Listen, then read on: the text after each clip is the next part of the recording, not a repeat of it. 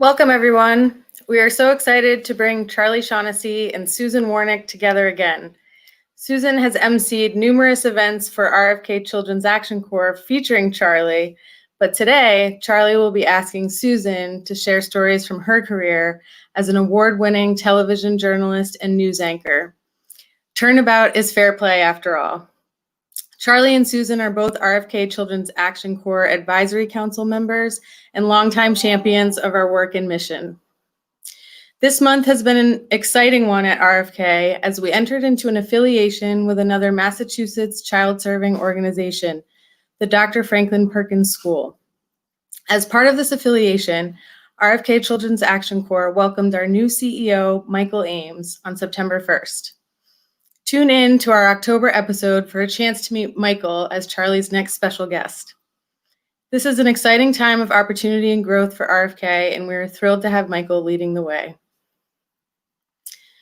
Unfortunately, due to COVID-19, we were forced to cancel our signature special events this year. But we are still taking part in the Rodman Ride for Kids this Saturday. For the first time in 30 years, the ride is putting a new spin on the day as it goes virtual.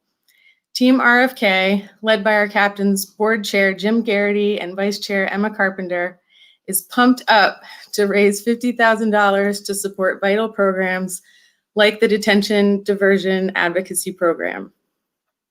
We'll share more about this later, but first we want to shift gears and hear all about Susan. Charlie, take it away. Thank you, Anna. Hi, everyone. Welcome back to Conversations During the Time of Quarantine. So my guest today, so many awards. She has so many awards, commendations, recognitions that I would assume she's had to build a whole brand new fireplace to get enough mantelpiece space to accommodate them all. She is a multi-Emmy winner. She's the RFK Embracing the Legacy Award winner. She is an inductee into the Massachusetts Broadcasters Hall of Fame. But most importantly of all, she's a caring, compassionate, and wonderful human being that's my great pleasure to know all these years, dogged in her pursuit of fairness and equality and justice in an often uneven landscape. So it's my great pleasure to welcome today Susan Wornick. Oh, welcome, Susan. Charlie, that was a beautiful introduction. I thought you were going to say she needs to build a new closet for all of her clothes and jewelry. So that was nice of you to mention awards. Yeah, the closet, mantelpiece. This is kind of, I have to say, it didn't occur to me until Anna's introduction that this is a turning the tables, that I feel a little bold interviewing, or at least being in that chair with someone like yourself. It's a little intimidating. You've been doing this all your life. I mean, all your adult life, right? Thank you for saying that. But as long as you haven't done anything wrong, you should be intimidated. I will not show up in your garage with a camera. Did you mean to do that? I'm thrilled to be here. And I just, Charlie, you know I love you. I've been able to tell you that privately, and to be able to tell you that publicly like this is thrilling for me. And you're so sweet. Thank you for everything you've done. Thank you. No, thank you. No, we met we must have, was it 10 years or maybe even more than that, 10 years ago. There we go. Lord, look at those children. That's my bas mitzvah picture. It's like those kids. That was my first time, I think, visiting the RFK Children's Action Corps. That's one of their residential programs, I believe. Is that right? We were out in Lancaster. In Lancaster, that's right. Oh, and then there were the events with you and Susan. That was me, Susan. Love Letters. That was a couple of years ago. And now tell me, so how did you first? I know how I first met you, but how did you first come in contact with the RFK Children's Action Corps? I was working at Channel 5 as a reporter, and I was assigned to do a series of reports on prostitution in what was then known as the Combat Zone, the Washington Street area of downtown Boston. And I discovered that there were, horrifyingly, teenage girls, young girls. Like, one girl was as young as 12 years old, and she was on the street. it was heartbreaking. And I met some of these young girls, and I did interviews with them. And I realized when the reporting was over that I didn't want to just walk away from it. I couldn't. I felt like I needed to do more. So I went to the wonderful commissioner of what was then called the Department of Youth Services. And I said, I know I'm a reporter and I know I usually put things on television, but what I really want to do is I want to try to help teenagers who are in trouble. And he allowed me, he said, you need to find out about the RFK Children's Action Corps. They run wonderful programs. And one of them is out in Chelmsford at the time, the Rotenberg School. And he put me in touch with the Action Corps, the Children's Action Corps. And that's when it started. They said, sure, come on in. We'd love to have you. What do you want to do? And I said, I want to work with the kids somehow. So I would go. There were 2 programs at the time. There was one also in Cambridge. And I would go back and forth once a week for about an hour to a 90-minute, what we used to just call a wrap off the record session. And we would just chat. We would just talk, me and the girls. And everything was off the It was amazing. And that's what first realized the amazing programs that RFK had for kids in trouble. Right. I mean, we'll loop back to that towards the end. We'll bring Anna back in and talk a bit more about the different programs, particularly the DDAP. But right now, I've got my first question. Put you on the spot. Your favorite journalistically based movie or TV series? Oh boy. You've got The President's Men, you've got The Insider, you've got The Morning Show now on Apple TV. Have you seen that? Seen which one? I'm sorry. It's called The Morning Show on Apple. Yeah. Which was your favorite journalist-based? I think it was the recent Spotlight movie that was based on the work by the amazing reporters at the Boston Globe Spotlight team in uncovering what was happening in the abuse of children in the clergy of the Catholic Church. That was just a remarkable account. Right. It was a movie, but so much of it was based, right. And seemed very real. It seemed very much like what goes on in a investigative newsroom. Yeah. Well, I know a lot of the reporters who were depicted in the movie, and they were all thrilled, actually. Right. They thought that the best interests of everything was portrayed accurately. Now you started with you got a BA from Emerson, and then you got your doctorate at Becker College in Massachusetts. And you started studying speech pathology, but then somehow kind of veered off towards English and history and psychology. Is that correct? How did that all happen? Well, first of all, I need to clarify that it's an honorary doctorate. Although if you would like to call me Dr. We can just drop that. We'll just drop the honorary Dr. Wornick. But yeah, I went to college. I wasn't a great student at Natick High, despite the most wonderful system and teachers. And I had a couple who saw something in me and they said, you need to go to Emerson. Emerson is a great school for drama and theater and public speaking and all that. Right. And they said, and I said, but I want to do something. I want to help. And they said, well, speech pathology and audiology. And then I got to Emerson and I realized I couldn't even spell audiology. But again, I had a great teacher and he said, what do you want to do? And I said, well, I just want to help. I don't know. And he said, well, let's put together a psychology program for you. So I am probably one of the very few graduates of the great Emerson College who never even took a speech course. And then I coincidentally graduated from college. Well, that in truer words were never spoken. I did coincidentally graduate, but I should rephrase the sentence and say that I graduated from college and then coincidentally needed a job and got a job at a radio station selling advertising back in the early 70s. And the news director said, hey, you want to go on the radio and do a newscast? People will drive off the side of the road when they hear a girl on the radio. And that's how it started.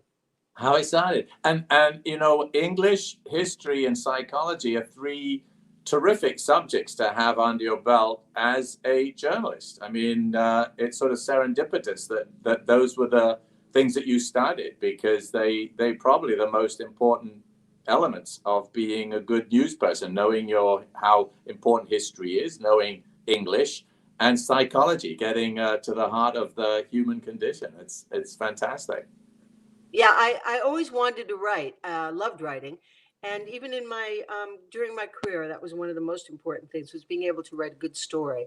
But I was so lucky, Charlie. I really was lucky. I went to, like I said, the great native schools, and then in the amazing Emerson College. And I had wonderful teachers who really cared and took an interest. So I was lucky, and I had a great job at television. Right. And it's like, one of the things I always feel sad about with modern education is certainly in my day, there was this idea of a sort of broad general education. I grew up learning ancient Greek and Latin, and everyone would say, what possible use is that?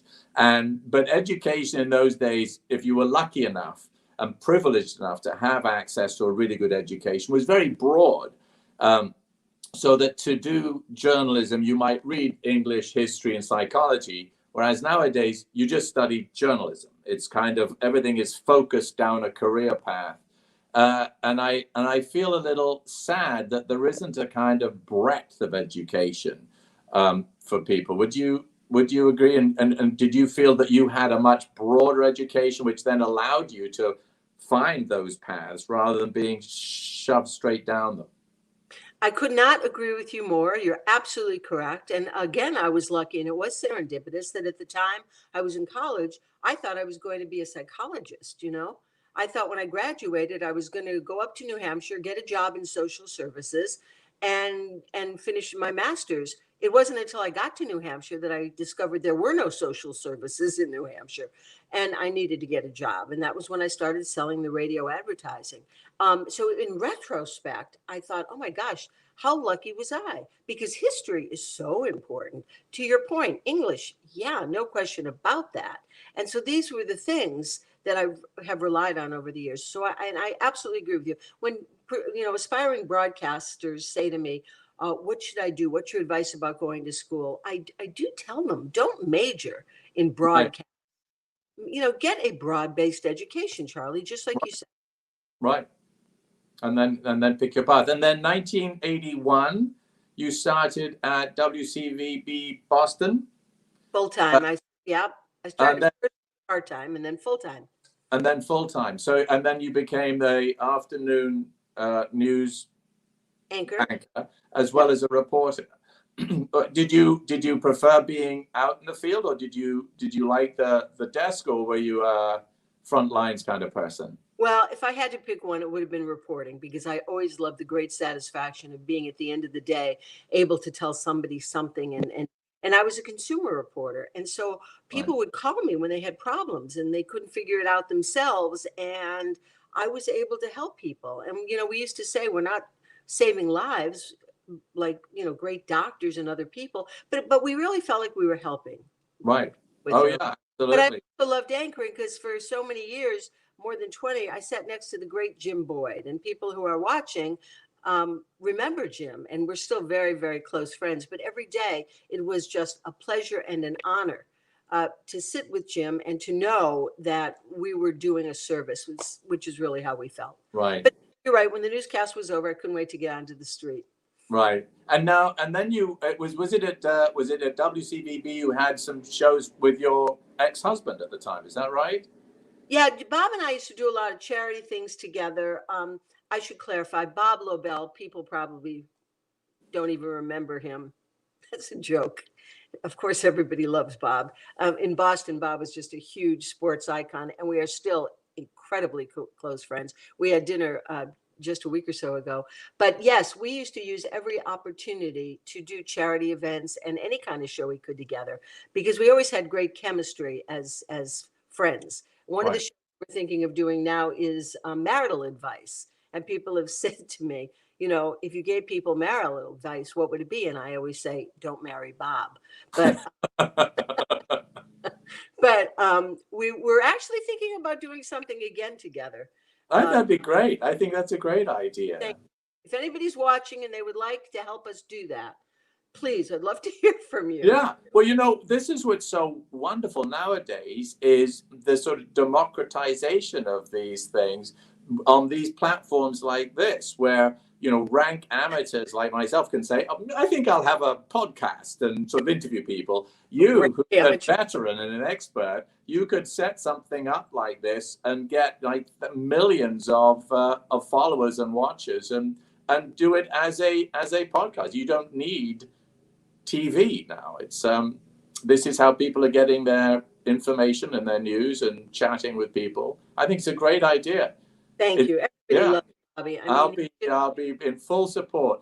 I wanted to talk to you a bit about journalism, because it's something that's always fascinated me and has become so relevant. And some of the movies that we were talking about dealt with this kind of blurring of the lines or an ignorance about the difference between journalism, news, and commentary, opinion. And there was always, it was very clearly defined. You had certain people that gave you the news, and there was a certain time of day when you got the news, and it was really just this happened, that happened. And then there was the commentary afterwards, and someone would come on and go, I remember here in LA, it's Hal Fishman. He'd come on, it would be Hal's commentary, and he would then comment on it and have an opinion. And now it's all sort of blurry. The news is actually delivered with an opinion. And I was wondering how dangerous you think that has become. We only have an hour. Yeah, right. You Where said we begin.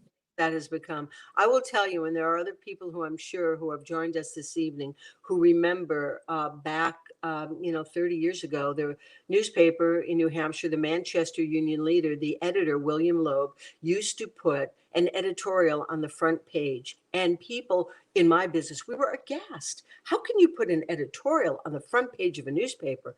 Well, friends, at least he labeled it editorial. Editorial, right. And these days, what's terrifying to me is that people don't really know where they're getting their news.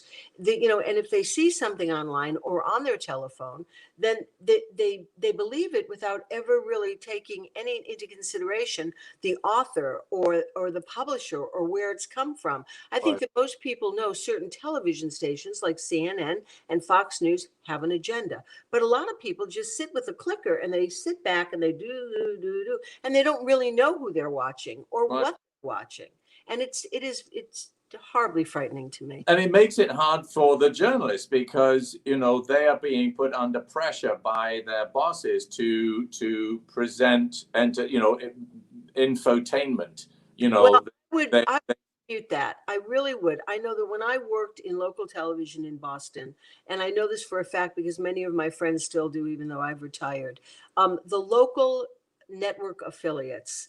I can speak for Channel 5 because that's where I worked, and I think I speak for the others as well. You would be fired. You really would be fired, Charlie. And you are never pressured to put your opinion into a story.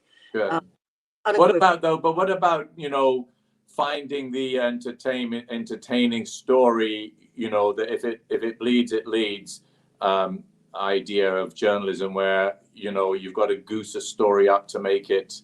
Nowadays people are so demanding of entertainment, and they want their news sort of dressed in entertainment and danger and sensationalism. Do you think that's a problem? I think the problem has been since the proliferation of technology, that just because you can show somebody something doesn't mean that you should. And when certain news outlets obtained the ability to get sensational video from halfway around the world, they felt compelled to use it. I think that consumers of television news specifically, and more so than print media, because with print media, historically, you buy the newspaper that you most respect. But with television news, we really had to stand our ground to come up with the reason why something should be on television at Channel 5. We would have several meetings a day saying, okay, it's a really important story versus well, look at that fire. Isn't that something? Well, where was it? Who cares? Look at the flames. No, Right. that's not the way it should be ever. Right. Right. Good. You said something, I believe it's your quote. You said, journalism is not about remaining impartial, but always remaining open to the other side of the story. Is that something from you, or are you quoting someone? No, that sounds like something that I would Yeah, say. I thought that was wonderfully put. Ah. That it's because one tends to think, oh, it should be just sort of remaining impartial and not having, when we talk about an opinion and talking about editorials, that doesn't mean that journalism can't doesn't have to remain in the middle when there's a clear delineation. You just have to hear the other side. Is that what you mean by that? There were so many times I would go out to do a story when I was a consumer reporter specifically, and I would go out to do a certain story. And then I would talk to the person who was offended. And I would leave that interview saying, oh, I can't believe that. How could that have possibly happened? And then I would go talk to the offender, and leave there and say, well, I get how that happened. I Right. understand why they thought that. And then having all the information, it was really important because then you could really weave the story and understand how something happened and present all of the facts. Right. Yeah, I think Right. it's crucially important. It's crucial. It's something we could well use these days. Every citizen could use that. We've become so drawn up in our own camps and so partisan and so tribal that the other side, whatever they do, is wrong. And not only is it wrong, but I can't even understand how they could think that without really any attempt on my part to understand why they think that. And I think that's something we've lost. And the ability to be empathetic to the other person's point of view, no matter how crazy it might seem, is terribly important. And we are losing it because we're becoming so partisan and so tribal in our own little boxes that we're not willing to even try to understand why they're behaving that way. And they're not trying to understand why we're behaving this way. And you end up lost. I think that one of the greatest tragedies is that you use the word empathy, and I would use the word respect. That Right. seem to have lost mutual respect for one another in certain situations. I am now living in Florida. I live in Stuart, Florida, full time, and while I'm back in the Boston area a lot, because I still obviously am very involved with the RFK Children's Action Corps, but other charities as well. My fiance, I have a fiance. That's kind So of great. Congratulations. Thank you very much. Rich Reynolds. He's a great guy. He's from Middleton, Massachusetts, and he has a lot of family still in that area. So we go back and all the time to see family. But my point is that we spend a lot of time in Florida now. So anybody who knows Florida knows that so there was a radio show in Boston, and the disc jockeys used to do a segment weekly called "Florida Not Like Us." Right. And Florida is very different than Massachusetts in a lot of ways. So to your point about, people being loggerheads and having different opinions about different things and not being able to be generous in how they interpret each other, I think is an important point. And, Right. and we need to get back to that. Right. It doesn't mean we have to agree. We just have to respect the other point of view and understand where they get there. Another area of journalism has always interested me. This is, the battle between confidentiality, the protection of sources, and at times, the pressure to reveal a source because perhaps the government sees it as a bigger story, and they need to break that confidentiality. And I know you almost fell foul of that yourself as a journalist. I wanted to ask you to talk about that in a minute. But I was wondering if you could do that, talk about your experience and generally where you see that kind of line being drawn. Is a source always going to be confidential? Is there ever a reason that you would feel it possible to divulge the source? and tell us why you think it's so important. Well, I've been asked that question a lot, and there's no real firm answer because every case is different, Charlie. And Right. what I've always said to people is that you have to take it on a case by case basis. And if you have really important information that you feel for whatever reason is going to be of utmost importance to the greater good, then it's up to you to decide. Right. In my case, I had a source. I was reporting on Revere police officers. Uh-oh.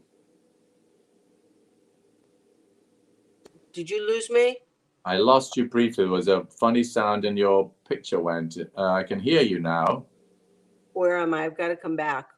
Camera. Come back, Susan. So I heard a kind of technological scream. It was like a sort of computer going, help, and then you went black. Maybe somebody can help us with this. I don't know where I mean, I am still here, but I don't see me either. Maybe should I hit something, camera or something on the? Yeah. Is there a camera with a line through it? Now I'm just like an 8-ball in the screen. Right? That's not bad. I look pretty good. Well, we could just continue doing this voice-wise until it may just come back. Do you have a picture of a camera, a little icon of a camera? I do. It says, and there's a slash through it. So. Oh, that's it. Then click it. If there's a slash through it, click it, because that means. I don't know why that happened. So now it should come back on because the click. So it should come back on, but it has. Oh, there. Maybe it's. Anna, Hello. There's Anna. She's Anna, gonna what happened? through it. I don't know. I mean, Charlie's advice is good. I'm not sure what else. So even when you click on it, there's still a. Yeah. Well. And I've never looked better. Isn't that just the story of my life? Oh my gosh. Chance to be on a screen with Charlie and it goes black. I don't know what could have happened. Well, let's just talk, and if you don't mind, I'd like to keep talking, and maybe the technology gods will smile on us and you'll suddenly pop back in. Yeah, I don't know. But anyway, yeah, it was back in the mid-'80s, and I was covering a story about Revere police officers who supposedly looted a CVS. And so they went to the CVS on a B&E call, break and entry call, and the allegations were that they actually looted the store when they got there. And I had an eyewitness who was at the ATM and saw the cops. And he saw one of my stories on the air, and he called me afterwards and he said, I saw those police officers. And I said, oh, you got to do an interview with me. And he said, no, I couldn't possibly do that. I live in Revere and they'll come after me. And I said, well, I can promise you anonymity. And so we put his back to the camera, we doctored his voice, and in fact, we put him on the air, and I was the only one who knew his name. So the DA needed his information as they were prosecuting these police officers, and they needed him to testify, but they couldn't subpoena him because they didn't know his name. But I did. So they subpoenaed me and brought me before a judge and said, what's his name? And I said, I promised, I wouldn't divulge his identity. What happened is that I was found in contempt of court and sentenced to 90 days at MCI, framing him. But before I could be sent away to jail, we appealed it to the state Supreme Court, and a justice took it under advisement and sent me home while he tried to figure out if I should go to jail. And in the interim, I'm just trying. Oh. Now we've lost. Oh dear, I think we just lost Susan altogether. Right. Yeah, I think she's gonna log out and try to just come back in. I'm not sure what happened with the camera. That's a fascinating. So she left us on a cliffhanger. In the interim, something happened. She did. Story, there was a show on recently. I saw a documentary. Errol Morris, who's a great documentarian, did a show on Netflix called Wormwood, which was all about a scientist called Frank Larson, who in 1953 threw himself out. Oh, there There she is. is. Sorry about that. Welcome back. Full technical. So you But anyway, said, and in the interim, the quick story is that what happened was that while the judge took it under advisement, it was big news that I was going to jail, and the witness who I was protecting heard that I was going to jail, and he came forward on his own, and he identified himself. So the case against me became moot, and right? that was what happened. So I never had to go to jail. A great story. I mean, I was just telling Anna briefly, I saw there was a show on Netflix, a movie made by Errol Morris, a documentary called Wormwood, about a scientist in the 1950s called Frank Larson, who infamously, it was a big story at the time, fell or jumped out of a 13th-story window of a hotel in New York. And it turned out that he was a scientist at Fort Detrick doing biological warfare research, and they said that he was part of an LSD mind-altering drug program. The CIA wanted to see how LSD would affect people under interrogation and whether it, and that he had too much, and it was slipped to him and without him knowing, and he sort of freaked out and jumped out of a window. And the Sun never liked that story and pursued it over the years. And the story changed a little each time he went into it. Each time there was an internal investigation, it would change. There'd be a change in the CIA chief, and it would change until recently Seymour Hersh got involved, the big investigative reporter. And he said, I have a source who is completely unimpeachable. And he's told me the full story, and all I can tell you is it was murder. It had nothing to do with LSD. It was all to do with a security threat that this man had because he was getting upset about what he was seeing in germ warfare, and the security agency just didn't know what to do with him. So this was the way they had to deal with it. But I can't tell you my source. And so, we just have to let it go. There were some people wrapped on the knuckles, but we just have to leave it. And he said, I literally cannot, because if I give you any more of a clue, you'll know who this is, and it could compromise a much bigger part of the national security apparatus. So it was so tantalizing, but an example of, the dominoes that starts falling when you reveal a source. The problem is there's no satisfying answer to the question. Right. Because every case is so different. Different. So that is the problem. Right. And I always say it's so important, like with anything else, you just have to take it on a case-by-case basis. And you have to weigh, you have to, weigh the odds. Someone is asking what happened to the witness. What happened? Yes. Do you know if they were the reprisals? When he came forward, his name is Scott.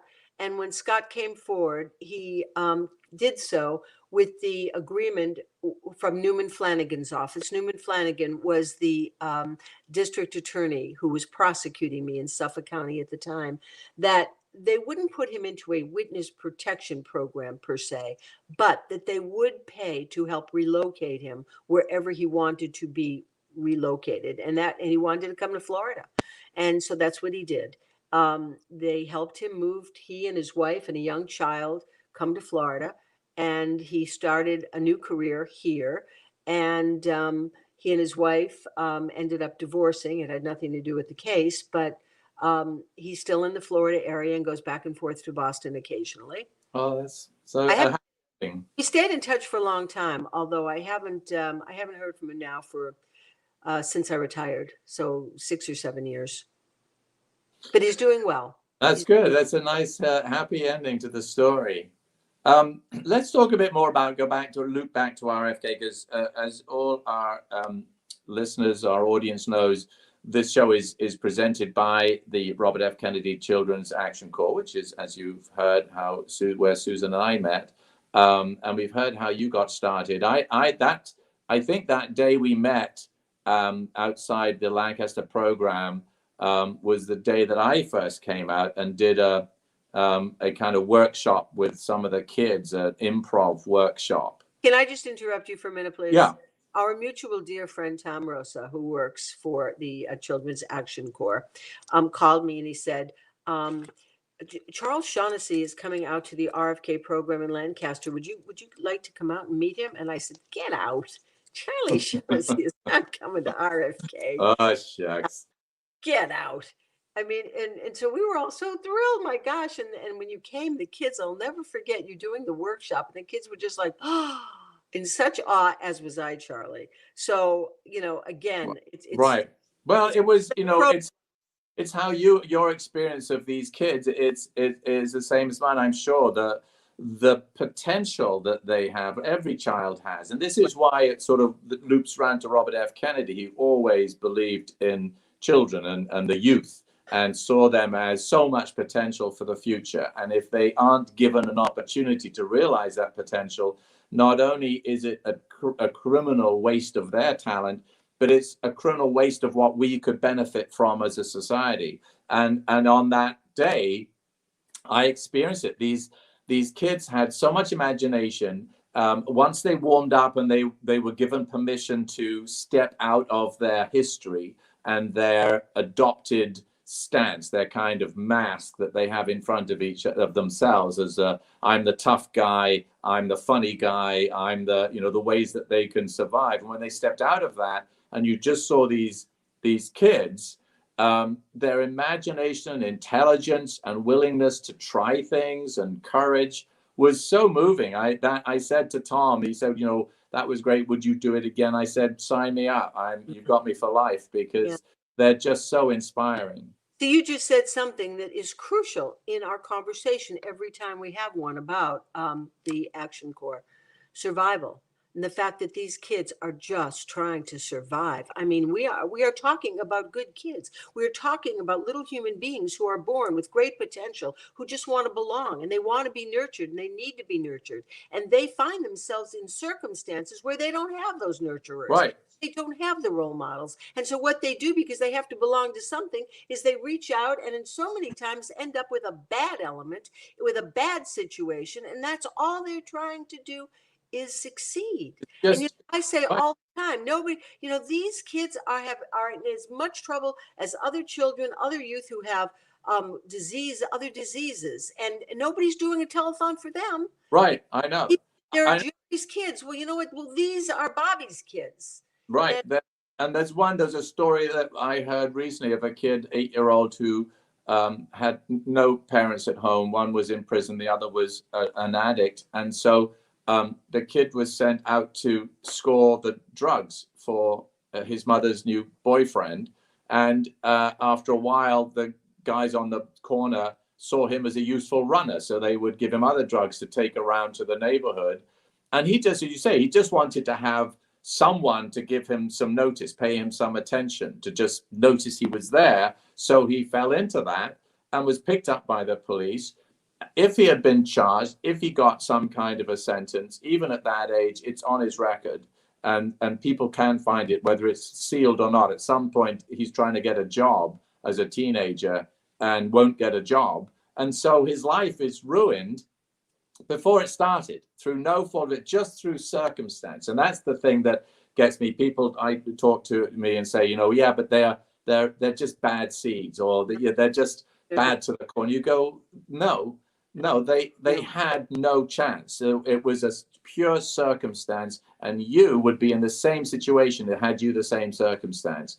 And we have proof of that, because we have so many happy endings. We have so many examples of children, really, who came through RFK, who came through the programs, who now are in good jobs with their own kids and families, and they are now role models when they had none themselves. I mean, and that's why I am so passionate, as I know you.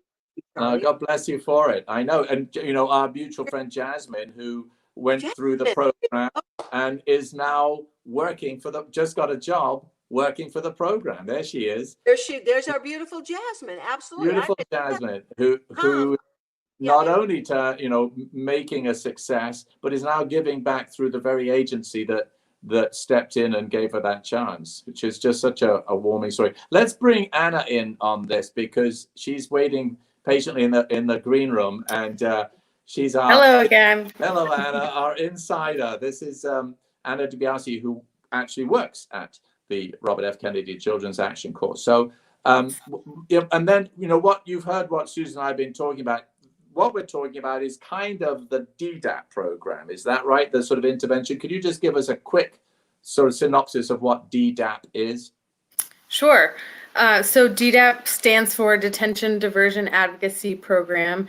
And essentially, it gives youth who get into trouble, into essentially charges with nonviolent offenses, when they come before a judge, it essentially gives the judge the option to assign the youth to a DDAP advocate who acts essentially as a case manager and just kind of helps support them, make sure that they are returning to court when they need to, that they're attending school, and just ultimately it's as simple as just knowing they've got somebody in their court that's just there to support them. So that's versus the alternative is sending them to detention or lockup. So exactly like what you guys were talking about, when it's a kid that just might need a little bit more structure or nurturing or somebody to advocate on his behalf. So, and I think you guys both know Judge Harris, our retired juvenile court judge, board member, and friend. Susan's there. And so he's a retired juvenile court judge who he himself I think on the last show was talking about what a great option this is to have. So especially now in this time with COVID, detention is just really not an ideal place for kids to be. Anytime you're living in sort of congregate care situation with a pandemic, certainly not ideal. So, helping kids stay out of detention right now is more important than ever. And it's also, the program is really directly designed to address systemic racism around the disproportionate number of kids of color who are in detention versus white kids. So it's just a really important program now, more than ever. And so I did have just a couple days ago, I had one of the DDAP workers sent me a story that just happened last week that I figured what might be cool for me to share with you guys. Yeah. Is that good? Okay. Yeah. All right. Yeah. Okay, so this is from one of the DDAP advocates. His name's Mike. So he says, on the afternoon of Monday, September 21st, I received a phone call from an attorney in the Springfield Juvenile Court. The attorney represented a youth who had been held through the weekend at a detention facility in the area. The attorney was really hoping to have this youth removed from the detention setting and returned to his mother's care today. The attorney provided me with some information on the youth. The thought was that with DDAP involved as an additional resource in the community, it could help make this a reality, to which I fully agreed. The caveat was that his virtual court hearing was minutes away, and a Zoom meeting with the youth, mother, and attorney was to happen right then in that moment before the hearing began. I agreed to jump on both meetings, and moments later, we were in a virtual meeting with the youth and his mother. I explained briefly what DDAP is and what we would be doing together with me as his youth advocate, to which he was agreeable. A few minutes later, the court hearing took place on Zoom in front of the judge, the ADA, parole officer, and others. The attorney for this youth ultimately was successful in his mission to release this young man from detention. He was released back into his mother's care, with one of the main conditions being that he engage in DDAP services and comply with the program. It was an amazing experience to go from receiving this call just moments before to assisting a youth released from the detention setting, and especially during COVID. Fantastic. So that All about. exactly. What I always say to people, people question, yes, but the cost of this, it's so expensive to do this. And I say, do you know what the cost is to not do this? When you lose, if that youth goes down into youth detention and then adult detention and spends a life incarcerated, it costs the taxpayer literally millions of dollars through that life. On the flip side, they could become useful and important members of society who get a job and pay taxes and actually put money into the society. So the balance is it's a no-brainer. It is far cheaper to spend some money on on intervention at that stage and save a packet as a taxpayer than allow them to go down the slope into institutional incarceration. So even on an economic basis, forget the morality, forget the compassion, forget the humanity, just economics, it makes sense. Right. It's actually, the numbers are actually, in Massachusetts, it costs about $400 a day to lock a youth up, and DDAP program is just under 50. It's like around $48 a day. So Right. that's a big difference. That adds up quickly. Right. You know, we've got a lot of big words. We use diversion, you know, and we use words. Right. When you get right down to it, it takes kids who are headed in one direction and just sweeps them up and puts them in a better direction and saves their lives. It's that Exactly. And these programs, they all need attention and they need dollars. They do need, it's privately funded. It's not like you don't get a lot of public funding. There's a sum, but it's always a challenge. And to that end, you know, COVID, as you mentioned down at the beginning of the program, has paid to all the physical fundraising opportunities. And we've got one coming up on Saturday, which is, you know, always look for a beloved annual event, the Rodman Ride for Kids. And Susan, you were right there at the ground floor of that.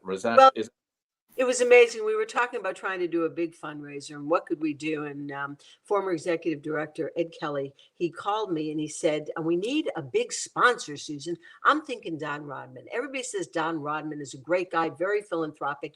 Do you know him? And I said, you know, I've heard of him, but I was a consumer reporter at the time. And I said, I bet he'll take my call. I bet if I call and he'll just wonder, why am I calling? So I did. I called him and he took the call and I said, I'd like to come talk to you about an agency that I think you'd be very interested in. And I want to bring a friend who will tell you all about it. And he said, come on in. And I said at the time to Ed, I cannot solicit money. My job prohibits the I never want there to be any potential conflict of interest or have it be perceived as anything wrong. So I'm going to come with you and I'm going to go to this meeting and I'm going to tell the late, great Don Rodman. I mean, we lost him a year or so ago, but just an amazing guy. I'm going to tell him why I love this agency. And then I'm going to say, I got to go to work. I'm out. And that's what happened. So I was in on that first meeting. And obviously just Don loved RFK. He loved the agency. He loved everything about it. He sponsored a team and then he became the guy who sponsored the whole thing. And it's the Rodman Ride for Kids. And we have our own team now. We have Team RFK, which will be riding on and look at the co-chairs. So now how and is it like, does it have a set distance or is it just you get sponsored for every mile you do? I mean, normally Anna can talk to, this year, everybody's doing everything. I mean, there's some, very genius. Go ahead. Some Anna. creative stuff going on this year. Yeah. So usually, the actual physical ride would happen in Foxborough this Saturday. And it's definitely, we're sad that it's kind of another in-person experience that we're missing due to COVID. But essentially, different riders are doing all sorts of things. So it's not even all bike riding. It's we actually have some staff from RFK, from the RFK Academy, one of our schools, who is doing, and I've just recently learned something.